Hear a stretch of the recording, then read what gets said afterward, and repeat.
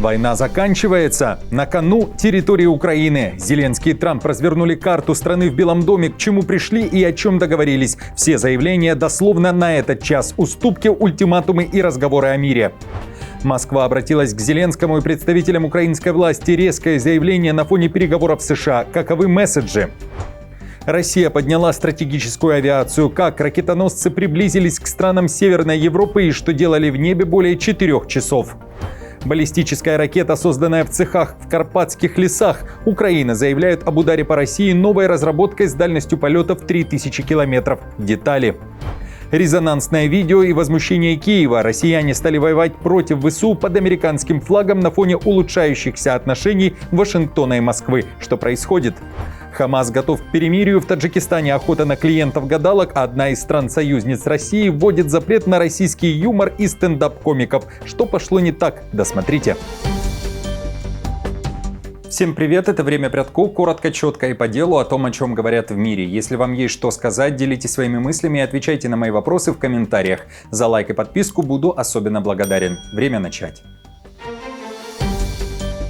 И начинаем с главной новости последних часов. Переговоры Трампа и Зеленского в Белом доме. Мировая пресса намекает, война идет к своему завершению. Итак, переговоры начались без опозданий. Зеленского Трамп встретил лично у входа, акцентировал внимание на его внешнем виде. Зеленский после февральского скандала, в том числе из-за костюма, на этот раз прибыл в черной рубашке и черном пиджаке.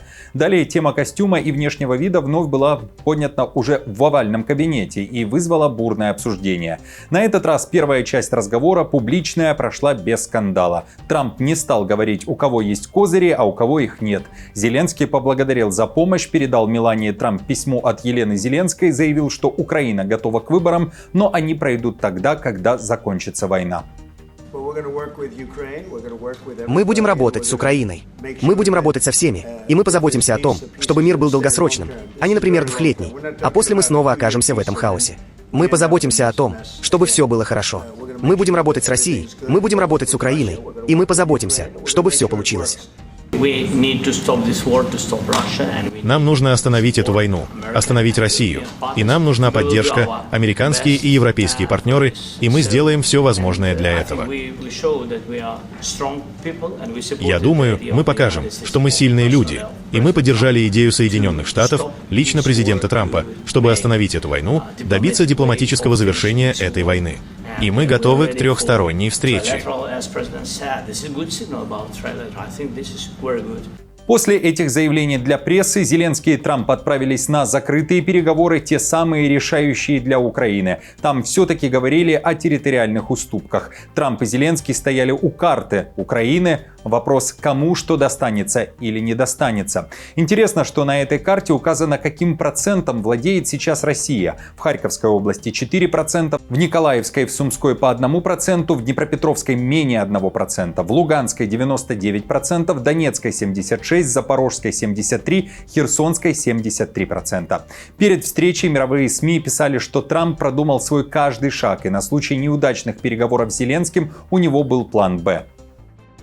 Президент США Дональд Трамп возложил ответственность за прекращение войны с Россией на президента Украины Владимира Зеленского перед их встречей в Вашингтоне в понедельник. В отличие от теплого приема, который он оказал лидеру России Владимиру Путину несколькими днями ранее.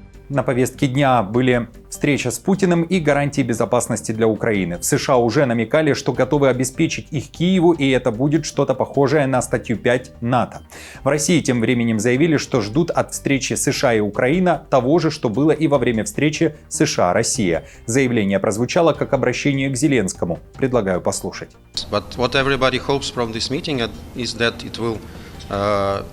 Но все надеются, что эта встреча пройдет в том же духе, что и встреча с Россией, которая, как признал сам президент Трамп, открыла возможность для долгого и прочного мира.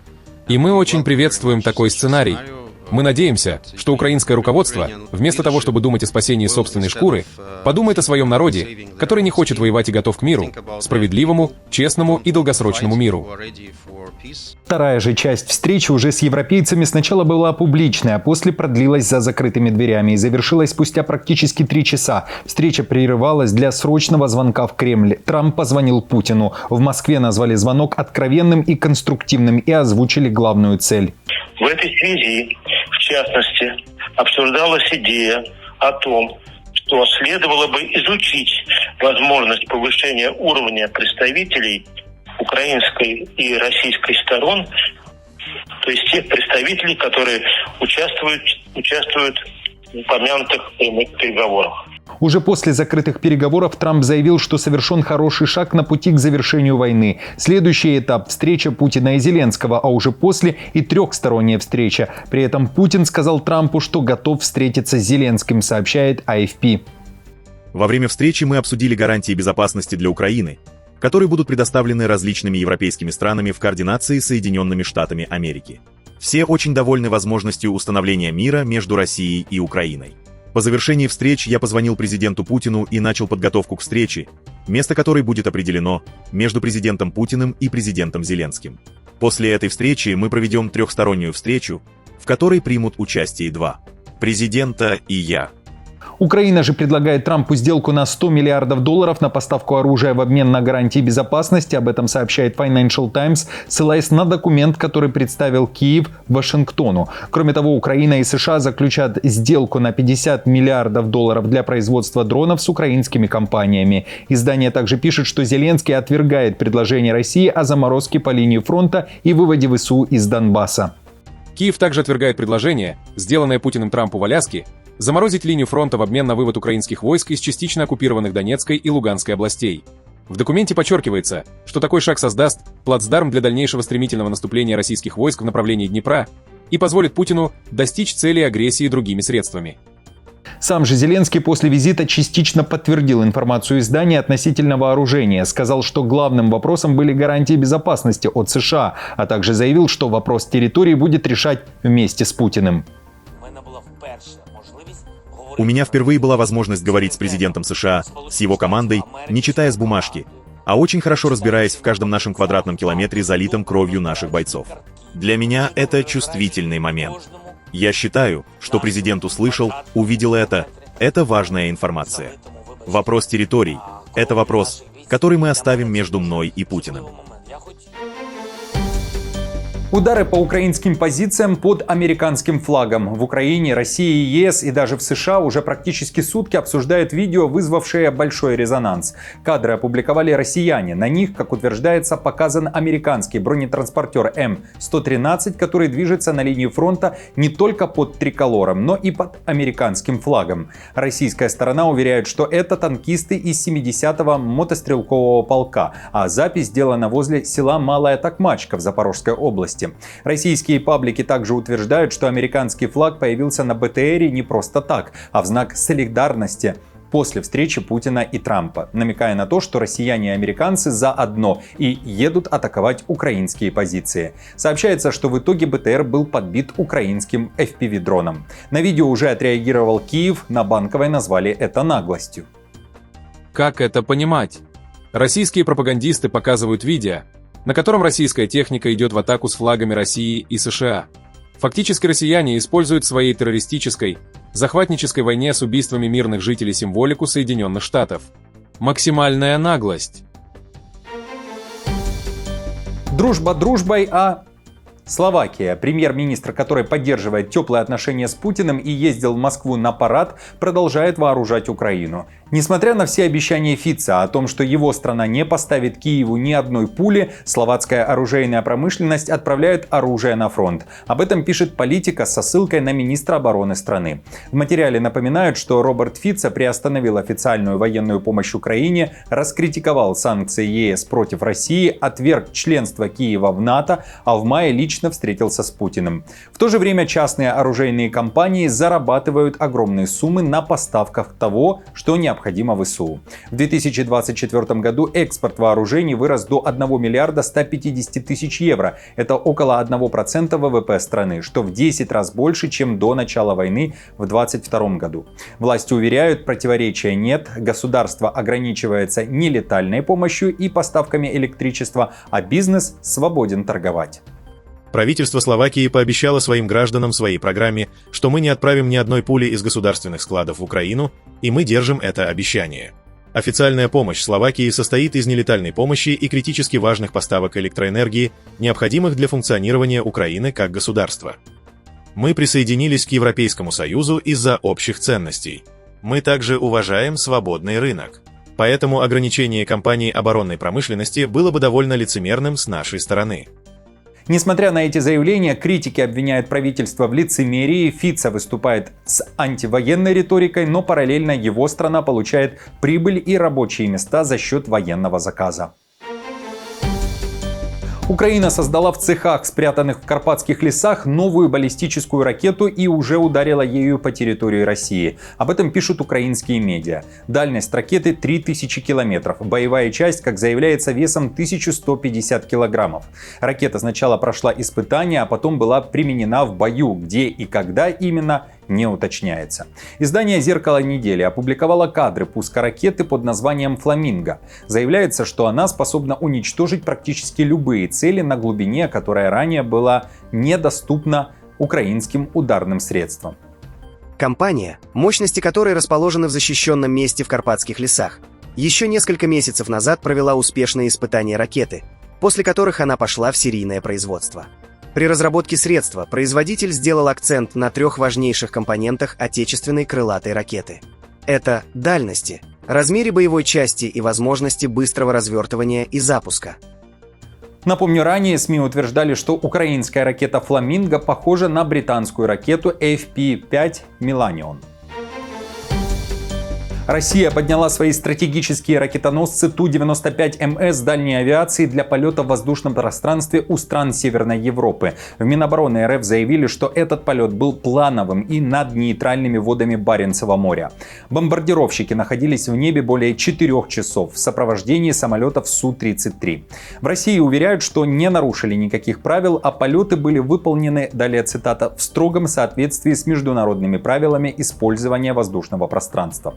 Напомню, на прошлой неделе глава Украинской службы безопасности Малюк заявил о повреждении 34% самолетов стратегической авиации РФ во время спецоперации «Паутина» 1 июня этого года. Речь шла о попаданиях по самолетам А-50, Ту-95 и Ту-22М3. Малюк утверждал, далее цитата, «безвозвратно уничтожено от 13 до 21 самолета и успешно поражен 41 самолет». Конец цитаты. Хамас согласился на перемирие. В Газе может наступить пауза в почти 2-летней войне. По данным египетских посредников, Хамас принял предложение о 60-дневном прекращении огня с Израилем. Условие – освобождение половины удерживаемых заложников в обмен на часть палестинских заключенных. Об этом пишет Рейтер. Событие совпало с планами армии Израиля взять под полный контроль Газу. Тем временем в Израиле растет недовольство. Десятки тысяч граждан требуют от правительства соглашения, опасаясь за жизнь оставшихся заложников. Тем временем тысячи жителей Газы бегут из города на юг. По данным ООН, более 1 миллиона человек нуждаются в жилье и гуманитарной помощи, а нехватка продовольствия грозит голодом. Переговоры остаются хрупкими. Израиль требует полного освобождения всех заложников и разоружения Хамас. А Хамас же ранее такие условия отвергал. Египетский источник сообщил, что последнее предложение включает приостановку израильских военных операций на 60 дней и путь к всеобъемлющему соглашению, чтобы положить конец почти 2-летней войне. Источник, знакомый ситуацией, сказал, что предложение почти идентично тому, что ранее выдвинул специальный посланник США Стив Уитков и которое принял Израиль. Власти Таджикистана решили ужесточить борьбу с магией и теперь хотят штрафовать не только гадалок, но и их клиентов. Соответствующее предложение внесено в парламент. За поход к колдуну или гадалке, если попадешься, придется заплатить штраф до $70. Это треть средней зарплаты по стране. Подобные действия власти – это продолжение масштабной кампании против шарлатанов. С прошлого года сами гадалки уже под пристальным вниманием правоохранителей и за свою деятельность могут быть оштрафованы на $700 или отправиться за решетку на 15 суток. А за повторное нарушение им грозит уголовное дело и даже тюрьма сроком до 2 лет. По данным МВД, только за первую половину 2025 года зафиксировано почти 500 случаев гадания и колдовства, в том числе 90 в одной лишь столице. Самое любопытное, среди клиентов нередко оказываются и чиновники, включая представителей высших эшелонов власти. Так что борьба с колдунами рискует ударить не только по рынку магических услуг, но и по репутации самого госаппарата. А вот Узбекистан борется с неуместными шутками. В Ташкенте не понимают юмора известнейшего Comedy Club, который существует на телерынке уже более 20 лет. Граждане Узбекистана не должны слышать то, что транслирует компания комиков. Так решили власти республики. Организаторы концертов жалуются на цензуру и массовую отмену концертов в Узбекистане и колоссальные убытки. Проверка программ в стране стала обязательной. Любое несоответствие моральному кодексу, и тогда шоу снимается с афиши. В Минкульте объяснили, почему стендаперам не рады в республике. Концертная программа и сценарий юмористического коллектива Comedy Club были рассмотрены должным образом специалистами министерства, которые определили, что семейные, супружеские, мужские и женские отношения противоречат национальной духовности, демонтируются на основе элементов массовой культуры. Учитывая вышесказанное, Минкультура заявляет, что данная концертная программа не соответствует нормам этикета. Запрет Comedy Club не первый случай. Еще раньше в Узбекистане под удар попали Григорий Лепс, Ирина Дубцова, Земфира, Диана Арбенина, а также рэпер Ти-Фест. Стендап-комика Алексея Щербакова заставляли вырезать часть шуток. В то же время в соседнем Казахстане недавно отменили тур команды КВН «Камызяки» после скандала вокруг их выступления в Украине на территориях, которые сейчас контролирует Россия. Тогда поводом стала петиция с 17 тысячами подписей и возмущение их песней про ядерные ракеты, пишет издание Орда КЗ. Друзья, спасибо вам за просмотр. До встречи уже завтра. Не забудьте подписаться на канал и поставить лайк этому видео. А я напомню, новости за неделю собраны в плейлист. Переходите и смотрите.